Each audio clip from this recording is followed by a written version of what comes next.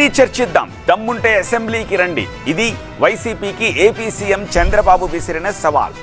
ఎవరిది విధ్వంసమో ఎవరిది అభివృద్ధో మాట్లాడుకుందామన్నారు. దేనికైనా సమాధానం చెప్పే సత్తా తనకుంది అన్నారు చంద్రబాబు.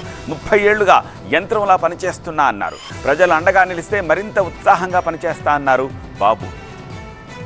30 ఏళ్ళు నన్ను చూశారు. ఎప్పుడన్నా నేను లీవ్ తీసుకున్నానా అని మిమ్మల్ని అడుగుతున్నా. ఎప్పుడన్నా సిక్ అయ్యానని అడుగుతున్నా. నిద్ర లేస్తే నిద్రపోయే వరకు మెషిన్ మారిగా పనిచేస్తున్నానా లేదా అని మిమ్మల్ని అడుగుతున్నా. అసెంబ్లీకి సిద్ధమా? 11 మంది ఉన్నారు. అసెంబ్లీకి రండి. ఎవరిది విధ్వంసమో ఎవరిది అభివృద్ధో ఎవరికి సంక్షేమ కార్యక్రమాలు చేసే సత్తా ఉందో చర్చించడానికి నేను సిద్ధంగా ఉన్నా.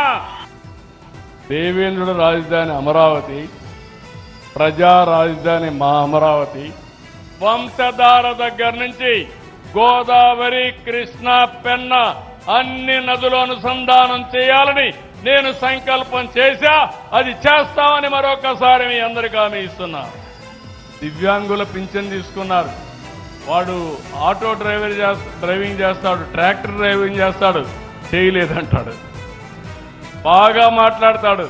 డాక్టర్ దగ్గరికి వచ్చి నాటకం వేసి మూగంటాడు. అలాంటి పార్టీ ఇది. దేశంలో ఒక సర్వే చేస్తే రాష్ట్రంలో నాకు 4వ ప్లేస్ ఇచ్చారు, దేశంలో 3వ ప్లేస్ ఇచ్చారు ముఖ్యమంత్రుల పాపులారిటీ కింద. ఎందుకు మొదటి స్థానం చెప్పలేకపోయారని మిమ్మల్ని అడుగుతున్నా నేను.